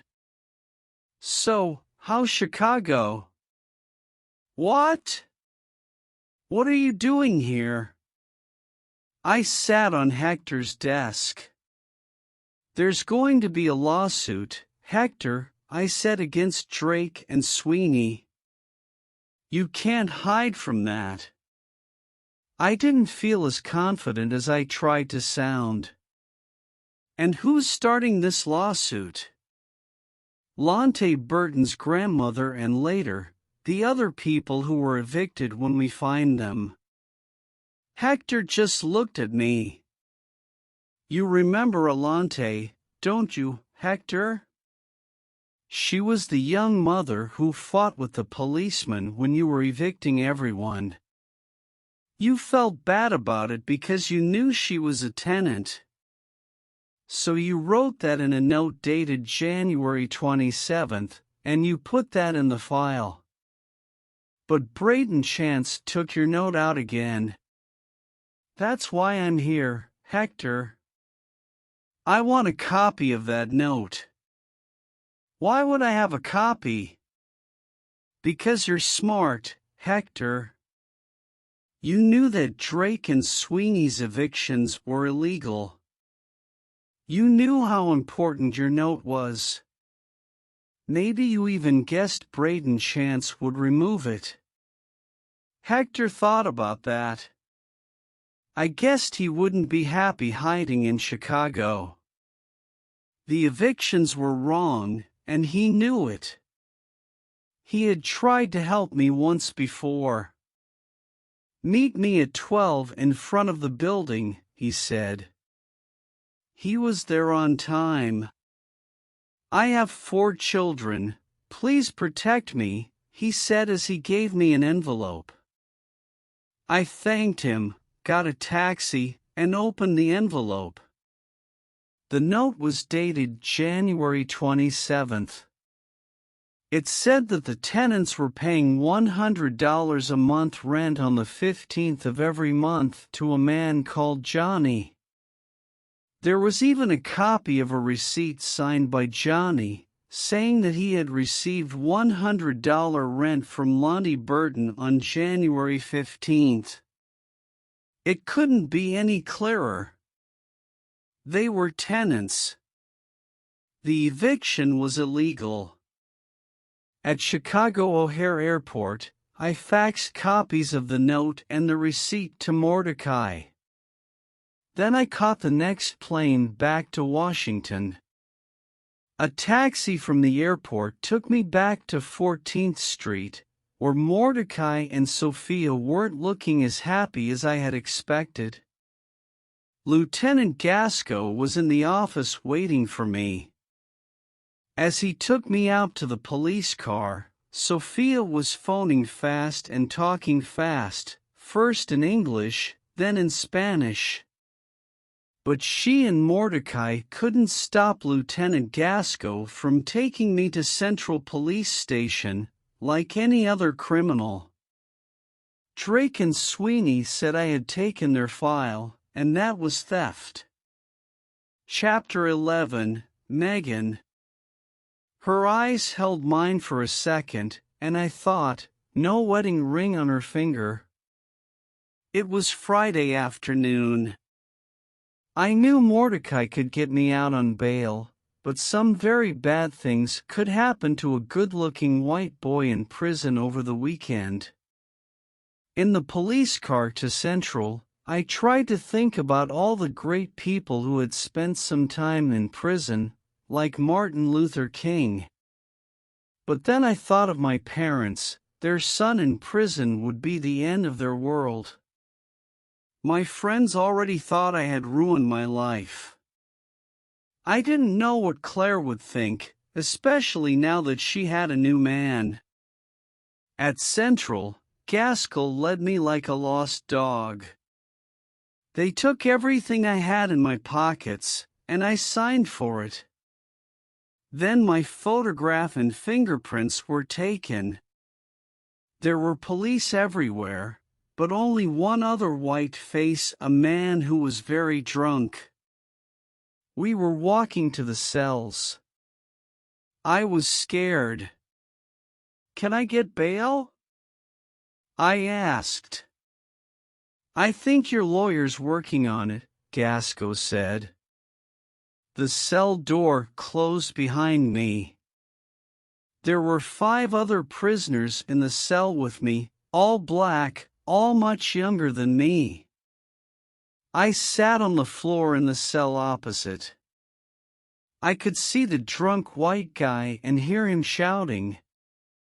2 large black men had him in a corner of the cell. They were hitting his head. Minutes passed. One of the young guys in my cell walked over to me. "This was the end," he said, touching my jacket with his foot as I sat on the floor. "Thanks," I said, trying to sound like I meant it. He was 18 or 19, thin, probably a gang member who had spent his life on the streets. "I could use a jacket like that," he said, giving me a kick with his foot. "You shouldn't be a low-life street gang member, then," I thought. "Would you like to borrow the jacket?" I asked. I wasn't gonna fight back if I did. The other 4 would help the first one. "What did you say?" he said. "Would you like to borrow?" The kick caught me in the head, and I shouted. "From the shark, my friend said he could use a jacket like that," said one of the other 4. "A gift would be nice." I quickly took off my jacket and held it toward the young gang member who had kicked me. "Is this a gift?" he said, taking it. "It's whatever you want it to be." He kicked me again, hard in the head. "Is this a gift?" "Yes, thanks, man." I sat in a ball on the floor. My face hurt. The floor was getting cold. What would happen when I needed the toilet? "Nice shoes," said a voice above me. I gave them to him. Mordecai got me out on bail at 7 p.m. My bail was $10,000. My friends at Drake and Sweeney had told the newspapers about my stay in prison. Lawyer out on bail, was it theft? I read the next day. They took a photo of me when I first joined Drake and Sweeney, and that was there too. They were trying to ruin my life. I wondered which client was paying for all the hours Rafter and Arthur Jacobs were spending on me. A client was definitely paying. For every hour of every lawyer's time, River Oaks probably. I went into work at 14th Street. Ruby was asleep in front of the door. "Why are you sleeping here?" I asked. She didn't answer, she was hungry. I unlocked the door, made coffee, and went to find the cookies. The phone rang, it was Megan. Ruby had left Naomi's. "Are you taking drugs again?" I asked Ruby. She didn't look at me. "No," she said. "Yes, you are." "Don't lie to me, Ruby. I'm your friend and your lawyer, and I'll help you see Terrence, but I can't help if you lie to me. Now, will you go back to Naomi's?" "Yes, good. I'll take you." She took another cookie, her fourth. "On the way back to Naomi's," she said, "you were in prison." "How did you know?" "You hear stuff on the street." When we arrived, Megan took Ruby into the women's group, and then asked me to stay for coffee. She threw a Washington Post to me. "Bad night, huh?" she said with a smile. There was my photo again. It wasn't too bad. "What's this?" she asked, pointing at my face. A guy in my cell wanted my shoes. He took them. She looked at my shoes. "Old Nikes, those?" "Yes, good shoes, aren't they?" "How long were you in there?" "A couple of hours, and I got my life together. I'm a new man now." She smiled again. A perfect smile. Her eyes held mine for a second, and I thought, no wedding ring on her finger. She was tall and a little too thin. Her hair was dark red and short and well cut. Her eyes were light brown, very big and round, and nice to look at. She was very attractive, and I wondered why I hadn't noticed it before. I told her about me. She told me about herself. Her father was in the church in Maryland. He liked baseball, and he loved Washington. As a teenager, Megan had decided to work with the poor. It was a job, but a job she liked. I told her the story of Mr. and how I had started working with the homeless. She was very interested and asked lots of questions. Then she asked me to come back later for lunch.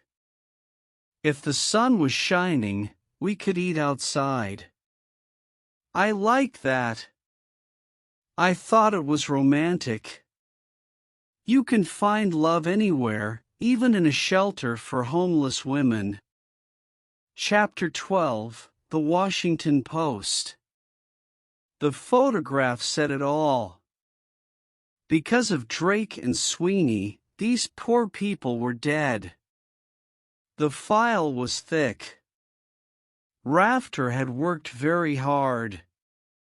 It was my copy of Drake and Sweeney's complaint to the Bar Association. In one sentence, I had stolen their file. So now, I should lose my license. But it was a shock. Drake and Sweeney wanted blood, my blood. It was frightening. Since I had started law school 10 years earlier, I had never thought of any other kind of work. What would I do without a law license? But there was one thing Drake and Sweeney didn't know yet. Tomorrow morning at 9 o'clock, Mordecai and I were starting a $4 million lawsuit against them for the death of the Burton family. I went into Mordecai's office. "What do I do?" I said. He smiled. "Same as they did. Call the Washington Post." I was at college with Tim Clausen. He's one of the best journalists. The next morning, we told Tim Clausen about the lawsuit against Drake and Sweeney. The Burton story was already big as a result of the march and my night in prison, and this made it even bigger. He asked us a lot of questions, and I was happy to answer. Drake and Sweeney went to the newspapers first. The story was in the newspaper the next day. For an old law company like Drake and Sweeney, it was the worst thing in the world. Arthur Jacobs' photo appeared next to Devon Hardy's. There were also photographs of Lonte Burton taken from the march. You didn't even have to read this story. The photograph said it all. Because of Drake and Sweeney, these poor people were dead. The next day, it got even worse for Drake and Sweeney. The post office didn't like all these stories in the newspapers, and they didn't want River Oaks as their real estate company. That left River Oaks with nothing. River Oaks told the Washington Post they didn't know the evictions were illegal. $1 million lawsuit for lost business by River Oaks against Drake and Sweeney was becoming possible. Arthur Jacobs phoned Mordecai at the law center. He wanted to meet Mordecai at Drake and Sweeney's offices to talk about the lawsuit without me. Mordecai smiled at me. "This could be the meeting," he said. "Maybe," I replied. My future could depend on Mordecai's talk with Arthur Jacobs. That night, I couldn't sleep. Mordecai was enjoying himself. He told me afterward that he couldn't believe Arthur Jacobs was nearly 80. The old man told Mordecai immediately that Brayden Chance was gone. He didn't choose to leave Drake and Sweeney, they told him to go. Chance had been the only one who knew those people were tenants. I believe that Mordecai showed Arthur Jacobs the missing note from the file and the receipt. Rafter was at the meeting too, with some other lawyers, and for a long time, none of them said a word. Then Arthur Jacobs made a suggestion. He said he wanted to meet with us and a judge. With the judge there, we could decide everything on one day. The Burton lawsuit, the theft of the file lawsuit, and the Bar Association complaint. The judge would be Judge Diorio, who Mordecai knew was a fair judge. "What do you think?" Mordecai asked me. "What do you think?" "I say we do it. I'll call Judge Diorio and arrange a time." Chapter 13, Burton against Drake and Sweeney. You put this family on the street, Burton said. You've told us you did, and that's where they died.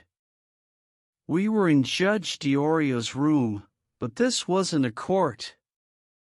There were 2 lawyers from River Oaks, from Drake and Sweeney. There was Arthur Jacobs, Rafter, Nathan Malamud, and Barry Nutso. Why Malamud and Nutso, who were not going to speak for Drake and Sweeney? Then I understood Malamud had gone back to work after that Tuesday with Mr. They were fine, so why wasn't I? Judge Diorio said, "Good morning," and then gave Mordecai 5 minutes to make the complaint against Drake and Sweeney in the Burton lawsuit. Mordecai needed just 2 minutes. He explained clearly how Drake and Sweeney's illegal eviction led to the deaths of Lonte Burton and her children. Arthur Jacobs spoke for Drake and Sweeney. He didn't disagree with Mordecai about what had happened to Lonte and her children, but he said it was in part her own fault. There were places for her to go, Arthur said. There were shelters open. She spent the night before in a church with many other people. Why did she leave? Her grandmother has an apartment in Northeast. Why didn't this mother do more to protect her little family? Why was she in the street at all? Diorio asked. And I almost smiled, stayed calm. The eviction was wrong, he said. We are not arguing with Mr. Green about that. We are saying that events after the eviction were partly the mother's fault. How much of it was her fault? Asked Judge Diorio. At least half, Arthur replied. That's too high. We don't agree, Judge Diorio said. Mordecai stood, shaking his head in disbelief, like Arthur was a first-year law student. These people have nowhere to live, Mr. Jacobs. That's why they're called homeless. You put this family on the street. You've told us you did, and that's where they died. We could go to court. Would you say the same thing there? Stand up in court, Mr. Jacobs, say it was the mother's fault her family died. Arthur and the rest of the Drake and Sweeney lawyers looked scared enough at the idea of telling a court full of black people that the Burton family's death was, in part, Lonte's fault. Drake and Sweeney are guilty of an illegal eviction, said Judge Diorio. That's clear. I wouldn't advise you to blame the mother in court. Mordecai and Arthur sat down. We had won the Burton lawsuit without going to court. Now we would discuss how much Drake and Sweeney should pay. Rafter stood up. He talked about how much money you usually got for dead children in lawsuits. He had read a lot of these lawsuits across the U.S. He offered $50,000 for each child. He became pouring. He started to discuss the amount of money Lonte had lost because she died and so she didn't go to work. That was added to the money you usually got for dead children. In total, he offered $770,000. Is that your final offer, Mr. Rafter? Asked Judge Diorio. He looked like he hoped it wasn't. No, sir, Rafter said. Mr. Green, Mordecai, stood again. We do not accept their offer, Judge Diorio, sir, he said. This talk of the value of each child means nothing to me. I know how much I can get if this comes to court, and the people of Washington decide. And that is a lot more than Mr. Rafter is offering. These children were, of course, homeless black children, Mr. Rafter. You have a son at private school. Would you take $50,000 for him? Rafter looked down and didn't reply. I can walk into a Washington court, and I can get $1 million each for the Burton children. That's the same as any child in an expensive school in Virginia or Maryland, Mordecai said. The defense team looked at each other. They all had kids in expensive schools in Virginia and Maryland. Mordecai then talked about the last hours of Lonte Burton and her family, as he had at Capitol Hill. He was a born storyteller, and he had a good story to tell. His voice went up and then down in anger. At the end, he pointed at the Drake and Sweeney lawyers, speaking for them. "Those people in that warehouse," he shouted. "They're just a bunch of squatters. Throw them out." He asked for $4 million. It was silent in the room when he finished. Judge DiOrio made some notes. The next thing to discuss was the file. "Do you have the file?" Judge DiOrio asked me. "Yes, sir." "Will you give it to me?"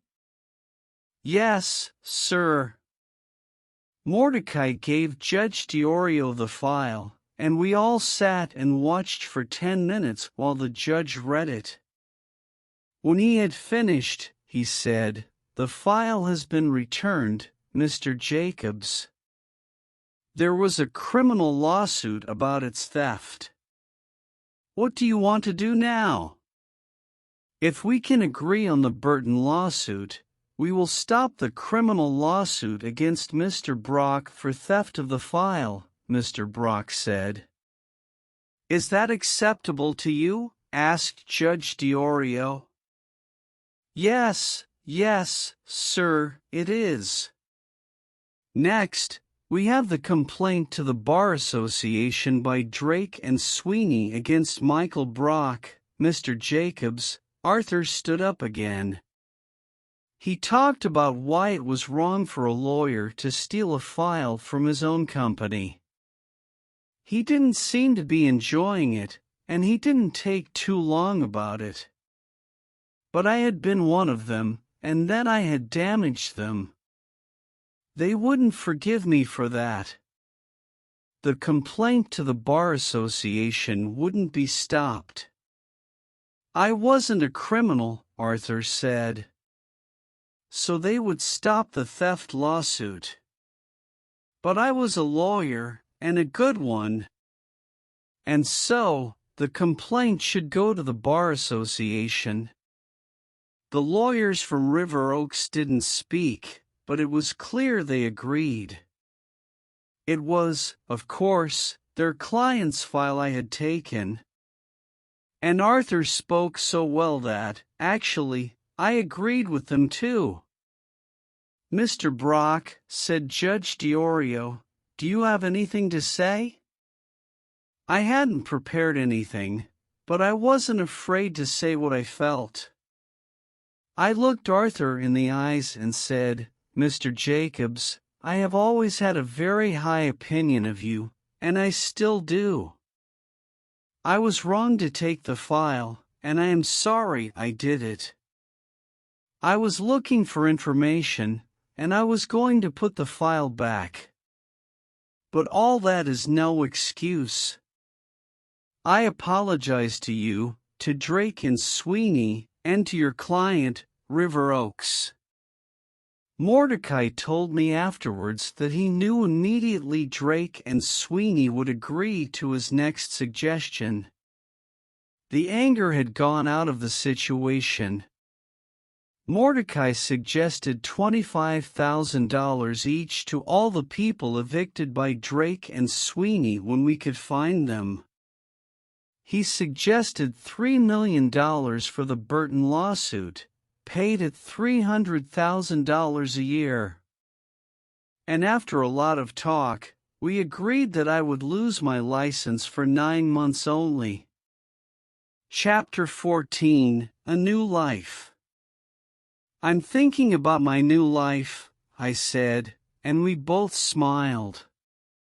Early Friday, I was happily helping homeless people at the 14th Street Law Center, though not, of course, speaking as a lawyer. When Arthur Jacobs suddenly appeared at my door, I said hello nicely, though I couldn't imagine what he wanted. He said no to coffee, he just wanted to talk.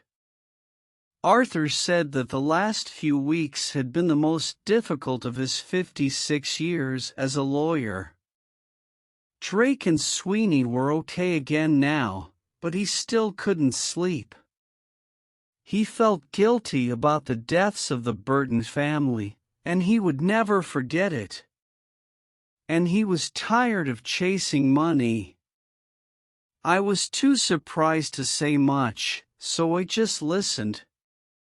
Arthur was suffering, and I felt sorry for him. He asked about the law center and the work we did. How long had the center been there? How many people worked there? Where did the money come from? This gave me an opportunity, and I took it. I told Arthur that because I couldn't work as a lawyer, I was starting a pro bono program. I was going to use lawyers from the big Washington law companies. These volunteer lawyers would work a few hours a week, and I would tell them what to do. We could reach thousands of homeless people. Arthur liked the idea. As we discussed it, the program grew larger. After a few minutes, he was talking about sending all 400 of his Washington lawyers to do pro bono work for a few hours a week. Would 400 lawyers be too many? Arthur asked. No, I said, but I'll need help from inside Drake and Sweeney. I know someone, he said. He's at the Chicago office, but I'm sure you can get him back. As I had guessed, Arthur knew nothing about Hector Palma or how he had helped me get the River Oaks file. Hector would be back in Washington in a month, working with me. Arthur stayed in my office for 2 hours. He was a much happier man when he left. He had a purpose in life. I walked him to his car and then ran to tell Mordecai the good news. We could help as many homeless people as we needed to. Megan's uncle owned a house near Fenwick Island, right near the ocean. A perfect place for a weekend break. We left Washington Friday afternoon. I drove, and Megan told me where to go, and Ruby sat in the back seat eating cookies, excited by the thought of spending a few days outside the city. Megan had told me very clearly that there were 3 bedrooms in her uncle's house, one for each of us. It rained Saturday, a cold shower that blew in from the ocean. Megan and I sat and watched it out of the window, sitting close together on the couch. Where's our client? I asked Ruby, watching TV. What are you thinking? She asked quietly. Everything and nothing. 32 days earlier, I had been married to another woman, living in a different apartment, and doing different work. I didn't even know the woman whose head was now on my shoulder. How could life change so much in a month? I'm thinking about my new life, I said, and we both smiled.